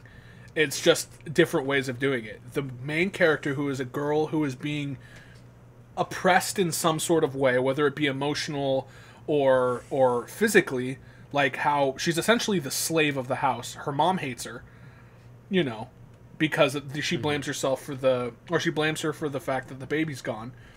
And then now her siblings she took a joke too far, and because her siblings are so annoying, and, you know, she feels guilt that the baby's gone and everything like that, everyone fucking dies. And she's like, in Midsummer, everyone dies. And now she's like, fuck it, this is my new life now. I'm extremely happy with that. Because when she gets lifted up off the ground, seeing all the floating witches, she's having a blast. She starts like cackling and everything. Yeah. She's fully committed at that point. And so, but the hereditary aspect of it is that it's weird. It's a weird ending with a bunch of naked women. So yeah. I do gotta say I was missing the the fucking Hereditary soundtrack, which is a fantastic number, dude. Oh my god. For Hereditary? For Hereditary. Hereditary is terrifying, dude. Oh my god. It is memorable, dude. It is. It absolutely is. I gotta say, the score here, I think, is quite good too, even if it's pretty minimal. But like the strings and like the just the very period accurate instruments, I really enjoy, and especially in that end scene. I love that end scene so much. My girlfriend still doesn't like it, but I was like, fine, agree to disagree, but this is a dope ass scene. Yeah, she's like, you can't deny that floating naked women is cool. And she's like, all right, fine. It's just it's just such a shocking scene. It is. And I love the music. It's not really music, it's more like chanting. It's just so haunting. It is very haunting. Just like, you just think about strolling into the dark forest and then coming across this campfire with these floating people. It's a haunting image. I would run away. I'd run away. Oh, yeah. Getting my ass back home. I mean, at that point, they know you're there. Fuck it. For sure. You're going to get home, they're going to follow you, you're going to be haunted for the rest of your life. You might as well just give in. So, like... At that point, you're like, I'm gonna be a witch's slave, whatever. Oof. Ryan, do you like the ending? Gonna get churned into butter. I love the ending so much. It's just so creepy. Seeing all these people just like convulsing around a campfire, chanting, the music is haunting, and then they all start floating. That's just so visually appealing in like this very eerie way. It is, and then just like, I love the way they shoot Thomason too. It's like she all of a sudden just starts moving. You see the background move. That's great. And it's just such a subtle way to shoot it, but it's like, this woman is floating. Yeah. And then there's that shot where it's like a single witch, like up above the trees, like very far back shot. I don't know what it is about that particular shot that just like gets me. I don't know what it is. It's just seeing this normal sized human way up at the tree line. Yup. It's so simple. It is. It is, yeah, absolutely. I gotta say, like, for a debut feature, like, even if not everything works for me, and like, but it's just some of those creative choices. It's fantastic for a debut feature, dude. Pretty fantastic, yeah. I'm excited to see where apparently his thing is period pieces, because his next movie takes place in the 1800s. I'm pretty sure. I was looking. Vikings. Yep, Vikings in the 1800s. I think it's Vikings, isn't it? It's Vikings. Maybe not. Maybe I was getting. It might be the date might be wrong too. Either way, it'll be in a film that you need. I just know it's subtitles. old Vikings. Yes. Yeah. Yeah. All of his movies from now on, it was like, all right, you just go to the theater and you're can't like, can I get for- one of those things? Yeah, get one of those devices. I need a device. I just can't wait. He's been talking about it for years. Eggers wants to do his own version of Nosferatu, and that, like, That would be dope. if I could see his vision of it, that's all I need. That is it. That would be sweet. That would be sweet. I got him mixed up with David Lowery. I thought he was. They look similar. Do they look physically look similar? Pretty sure. Yeah. I'm pretty sure they both got cheeky little mustaches. Cheeky little mustaches. But I thought he was. I'm excited for David Lowery's The Green Knight. That was supposed to come out in like April of 2020, and I was pumped for it. But Right. it's coming out in July, and I'm really excited officially? for that. Yeah, I'm excited for it. I'm excited for A24 to be making a movie about knights and shit. Cool. Sign me up, dude. That is right up my That'd be alley. interesting. An indie film about knights. Like, that's so hard. Like mythical creatures Yeah, and like, stuff. like shot like an art house film. Exactly. Oh my god, I'm excited for it. I'm so pumped. Yeah. That'll be that'll be definitely cool. one that I want to check out in a small theater. Well, do you guys have any other thoughts about the film? I don't really know what to say, to be honest. Yeah. I don't know either. I like that the color palette is almost exclusively gray despite being in color. I think that's a cool look. Super muted. Yeah, I like that.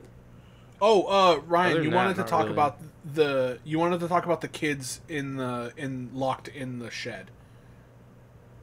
That scene is so scary. It's really fucking scary.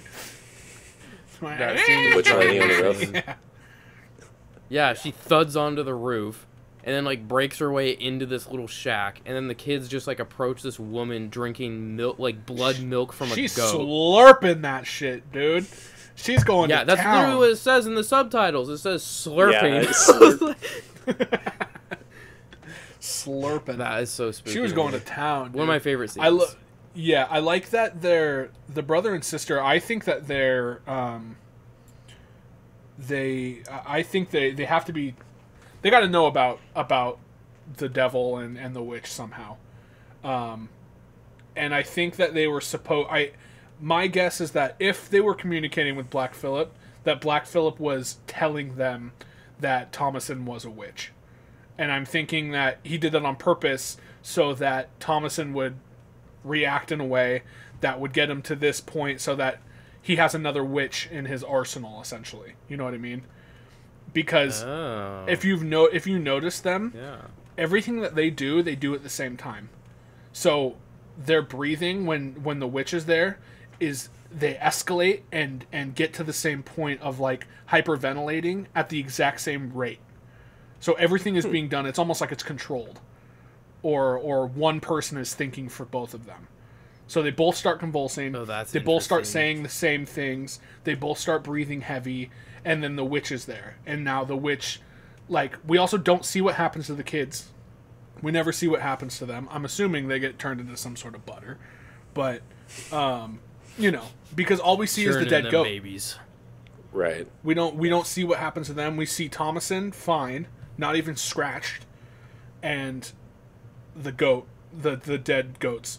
So that's what my guess is that Black Phillip actually was communicating with the twins, and somehow convinced them that Thomason was a witch, so that they would be convincing to believe it. Other than the fact that she got scared, or she scared them into thinking so. I think Black Phillip, who was already communicating with them, has now reassured them, like, oh yeah, no, your sister's a witch, I know, because I can communicate with her, something like that. That's what I was thinking, which makes it super interesting. I can see that. Yeah. It's goofy. And it's goofy. What did you want to say about the twins at the start of talking about the movie? You commented on something that I did want to bring up. It's just when the dad picks up the son when he's like asleep, and he just like holds him in the air. That shit was hilarious, dude. Yeah, dude, I was cracking up. Just like nothing. So just funny. Yeah, the kid's like, yeah, nothing. just. I do gotta say that. Other than I love the father, because, like I said, the father is going through the most emotional trauma than anyone else, other than maybe the mother and Thomason. The mother at this point has her emotions stay pretty much the same; they just amplify.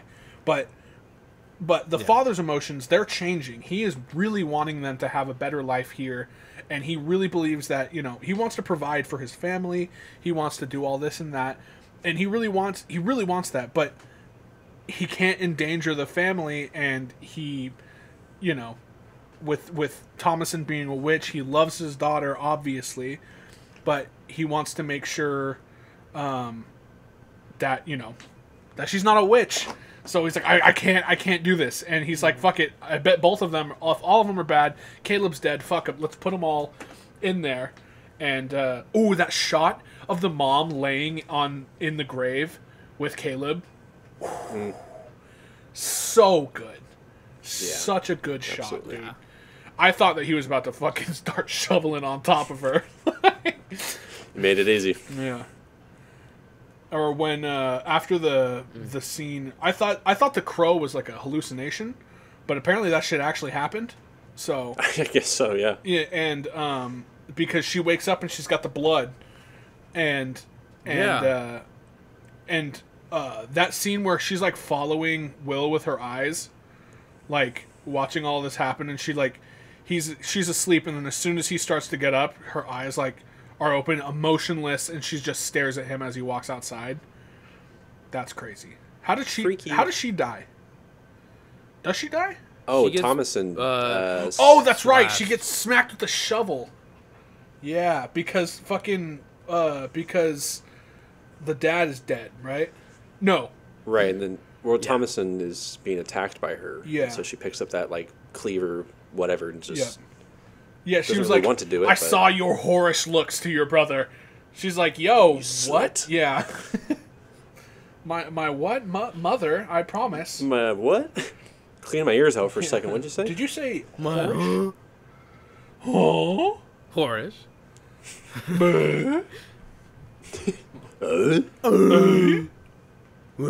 So.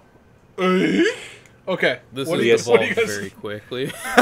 What are you guys? What are your guys' ratings? Let's go into ratings. Chase, you first. Ah, man, this is tough. So, I want to give it a, like you were saying about Melancholia, I want to give it like, I feel disrespectful if I do anything below like a 4. So I got to give it a 4. The fact that this movie was so fucking creepy, it's executed perfectly for a first feature. This is insanely good, and the period accurate dialogue, fantastic. It's well done by the actors. The movie is gorgeous. The score is cool. The special effects and the blood and everything look great. Yeah, I don't feel right giving it anything below a 4. I feel like that would be disrespectful to my main man Eggs. I feel very similarly. I want to give it a 4, but it's so, like, for me, the pacing of the writing is so slow. It's just tough to sit through some scenes without, like, it was a struggle to not grab my phone or, like, look at something else during some of this for me. And I think 3.5 for me. I really love it, though. I don't feel like it's a 3.5, but I feel like I have to give it a 3.5. I don't know. Can't give it higher, I don't think. I think I have to. God, I think I have to go 3.5 as well, which is weird because this was like such a like I remember just being just blown away the first time I saw it, and Same. now feeling kind of like I never need to see this again. Like Wow. I really don't want to sit through a lot of these scenes again. I found the dialogue to be annoying. I could care less. Like there's that scene where like the mother and dad are like talking in their bedroom. I'm like, I don't care. This is just, I don't like listening to this dialogue. It's a little bit frustrating. It's written like a Shakespeare play, and it's just not engaging. But I can't deny the imagery and the spooks and the atmosphere are fantastic and wonderfully done. It's just one that I don't want to watch again, and it's weird. It's a bummer. I named it one of my favorites of the decade, but maybe I could still maybe keep that status. It has a significant place in art house horror, but 3.5. I gotta say, I'm a fan of movies that are able to do scary and spooky without jump scares. Because jump scares is such an easy. It's a fucking cop out. It's such an easy way to scare someone. Okay, loud noise, unexpected, like, okay, whatever. But if you can, like, creep me out, but, like, something that really freaks me out is when we're focusing on something in the foreground and something in the background is happening. You know, like, you're walking down a hallway, you know, and then you see slowly someone, like, walk down, or someone approaching. Like, that shit's scary, dude. That shit's scary, because that's what we all feel when we walk down dark-ass hallways. We're like, wow, someone's going to run up behind me. Not someone's going to go, boo, in front of me, because I can see in front of me, you know? So, but I love the fact that the only, relative jump scares that's in this is when the witch laughs. And it's not even, like, a jump scare that's, like, with, like, a really jarring sound effect. It's literally just her laughing and her face. Oh, very last thing on it. Did you guys catch how much of The Shining is in this movie? Whoa. The witch scene with Caleb, that's very room 237. Oh, true. That one. Because Eggers said that The Shining was a huge inspiration on The Witch's script. And knowing that and watching it, I was like, whoa. So much of this is, like, influenced by The Shining in, like, so many ways in terms of how stuff plays out or atmosphere of something. Yeah, that's cool. I didn't pick any of that up, but now that you're talking about it, I definitely can. I didn't my first time either. Some similarities, like the dad's descent into madness. I guess technically it's more of the mom at this point. You know, and like the family being isolated somewhere. It's it's craziness. Fellas, does that wrap up the Vavitch? I think that wraps up the Babitch. They do. All right. I think we have a couple questions. Let me search for those. Sweet. The Halo series is moving to Paramount Plus. Paramount. And it's coming out. Paramount Plus? It's Paramount Plus, yeah. It's coming out in 2022, first quarter. It's pretty cool. Or it's estimated to. It's going to get delayed like infinite. Do we know who's like the creator of the series, or? I think Spielberg's doing something with it, right? Wasn't that like just fucking... years ago? That was what the word was. That probably was. Yeah. I want it to be a commentary on humanity, man. Which is what the Halo series is, pretty much. It's about mortality and religion. So, I hope it's not just, we got big guns, we kill alien. You know, that would be, I would be like, wow, this is shit. It's just going to be military jargon. That's what I'm thinking it's going to be. Yeah. Yeah. It's going to be Jarhead in space. Like Marines. But Jarhead's good. Dude, absolutely. And they're gonna go all about fan service and military jargon, and it's gonna be a little bit disappointing. I'll take that fan service though. I really will. At this point, yeah. Film time with Gabe. Oh! Shout out to my brother. That's the younger brother. I fucking hate that guy. Oh wow. I don't hate Gabe. Wait a minute, he's real? Simple question. Wait. I thought it was you in a wig. Guys, I don't want to talk about this on the podcast. Come on. Sorry. Simple question. I don't know if you guys are soda drinkers, Coke or Pepsi. It depends. Are we talking like Coke or Pepsi, or are we talking brand Coke or Pepsi? I think They got different like subgenres Let's of simplify it sodas. as much as possible. Yeah, it's cola. Just the cola. Coca-Cola or Pepsi Cola. I feel like I used to be Pepsi, but dude, Coca-Cola from McDonald's, I remember that being really good. When the syrup is fresh, that slaps. Yeah, I haven't had either in years. We'll say McDonald's Coca-Cola for me. If it's in that glass bottle, well, I don't have it often. I don't Ooh. really have it much at all. But those special times when it's in that glass bottle, nice. Yeah. Now let's let a pro talk to you guys. And they about got the it, polar okay? bear. Let's talk. Let's have a professional come in and say it. Okay. So here's my take on it. Coca-Cola is really good in a glass bottle. It's also really good in a bottle itself. Although Pepsi is really good in a can, but Diet Pepsi is not as good as Diet Coke. But Diet Pepsi or Cherry Pepsi is good in a bottle the same way that Cherry Coke is good in a bottle. Cans of either of those, garbo. But I would say I have to give it to Coca-Cola just because, like I said, I'm a big Cherry Coke guy. And Cherry Coke in a bottle, and just a normal, nice, really cold bottle from 7-Eleven. Nothing better than that on a hot day. And then you go, I love that you I get understand that so well. Exactly, dude. I'm saying. You get that first nice I guzzle totally and get it that. burps and it like hurts your fucking nostrils. You know what I mean? You know those Exactly. burps? That's when you know Yeah, you're drinking eyes start to something water natural. just a saying. little bit. It's the You're good like, wow, stuff. that hurts. Yeah, I would say Coke. Wow, Also, Universal if we are- Coca-Cola. Yeah, if we are talking brands, Coke has Sprite, and Sprite is fantastic.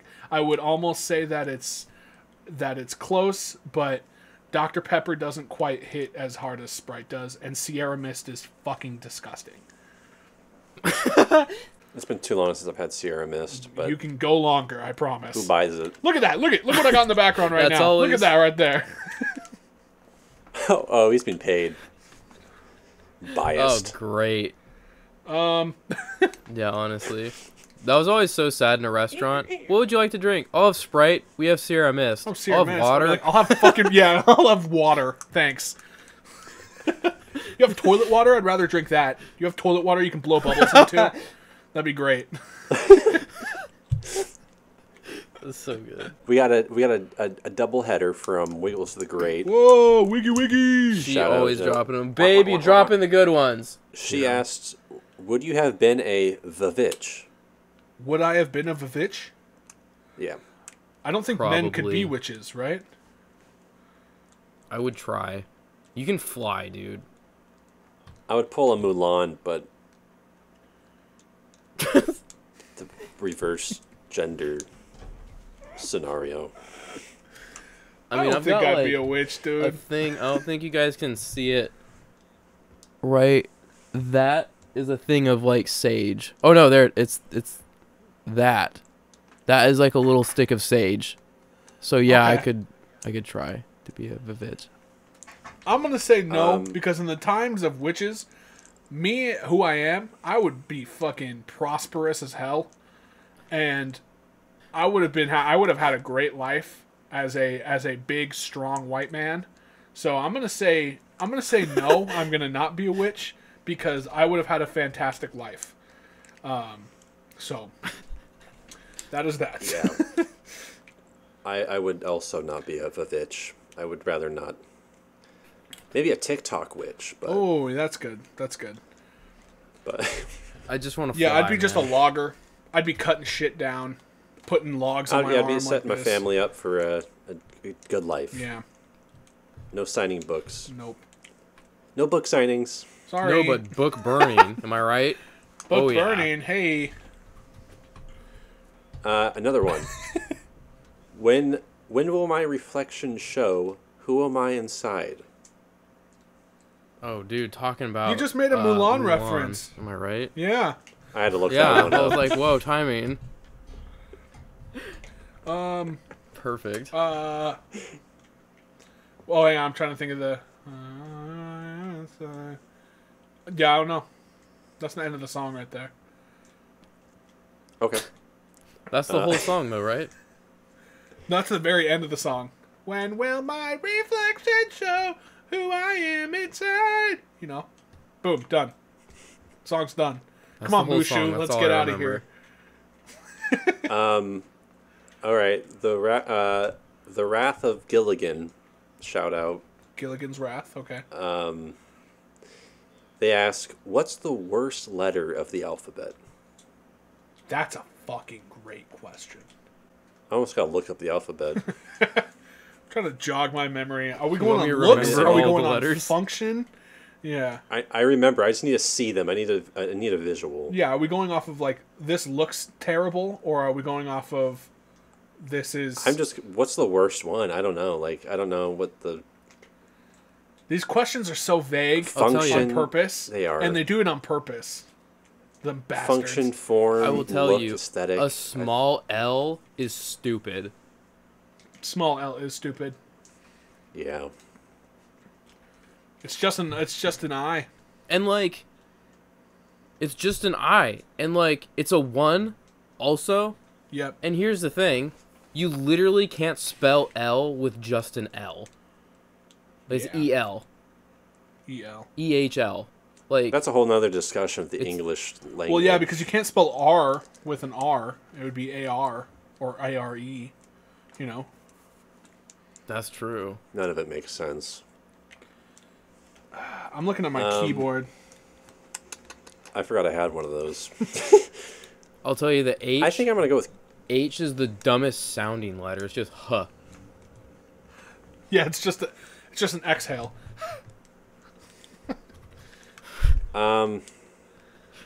Q. I mean, Q is kind of a shitty letter. Like, you can hardly ever use it. When does it ever... you get in Scrabble, chances of you using Q is so rare. It's just kind of a burden. I'm either going Q or X. X looks dope though. X is a cool looking really number, a cool looking letter, but the practicality and use for it is it's probably the most unused letter in the alphabet. Let's be honest. But but you gotta admit, like, when it's used silently, like xenomorph or Xena or Xenon, it's kind of... I mean, I guess that just comes again of the aesthetic. It looks dope, and it's cool to have an X for the first letter of your name. That's why Xbox Live is full of people with like little X, big X, little X, 420 Blaze It, Stoner Kid, XXX. Like, okay, then I'm going with Q. Cool. I'm going with Q. But hey, I mean, if you want to go X, I mean... No, you guys talked me out of it. You talked me out of it. It's definitely Q. Q is definitely the worst alphabet letter. I hate little D's. Little D? Yeah, it's just a backwards B, and I hate writing it. Mine always look really dumb. Mine are really round. I can't... They're like... It's like a circle with a fucking... It's a circle with a neck. Do you guys have a letter that you really hate writing? Because for me, it's an uppercase D. I can't stand the uppercase D. Mine always looks like trash. I can never get that straight line. Out all right. The half. I can never get that half. It always just looks garbage. I don't like E's. They take too long. An uppercase E takes way too long. You're like, damn, you gotta lift your pen so many fucking times. That's true. It's a multi-step. Yeah, and if you don't, it looks like a 3 if you don't. True. Yeah, that's true. You know. Well, all right. I'm like drawing shit now. I'm like, how do we... Magic. Like a Q is kind of fun to draw. What are? Q? It's a circle with a... I disagree, but... I mean, it also is another step. Q's are stupid, dude. It's an O. It's an O with a small L stabbing it. He got a sword now. Yeah. Like, It's an O with a battle scar. I like M. M is a nice one to write. Yeah. With, writing down M's. You can do a lot of good stuff with that. I like a Z. I'm a fan of a Z. I like little M's. I like when I write a Z because I feel like Z's just Zorro. an N. Taking a nap, though. I mean... I never thought. I wish he asked what the best letter was, because we could have another 20-minute discussion on that. All right, top 10 talks pod. What is the top question? 10 talks. Are you okay? Okay, it's, when their names are abbreviated, I have a hard. I'm trying to figure out what the hell this page is called. We know them. It's Top 10 Talks podcast. Oh, I think okay, we know the guys. yeah. They ask, who is the more entertaining new school horror director, Ari Aster or Robert Eggers? Who is the more entertaining? Ari Aster. Aster. I think it's just he's just got. I'm sorry, you have two movies where you have to have subtitles to understand what the fuck they're talking about. That's less entertaining than being able to just watch this movie and understand what's going on. That's just my opinion. Mm-hmm. I think I have to agree, especially the one his new one coming out. That sounds quite entertaining. Last question. Jordan Ainsley. Shout out to my sister. Yay! Hope you're doing well. Hey. What's in the box? Age-old question. Frosted Flakes. That's a deep cut Vine reference for all my Viners out there. Oh, I know. Vine was fun. It's Brad Pitt's wife's head, Gwyneth Paltrow. Yeah. Are we positive though? Pretty positive. Like, there's What's a in the really good box? chance it's just like Gundam models, for all we know. Like, there's a really good chance. Gundam models? I guess so. You can't see it, but he's right there. I got 3. I have 18. You have 18? That's dope. I'm not even kidding. I have 18 I have a Gundam tiny models. one.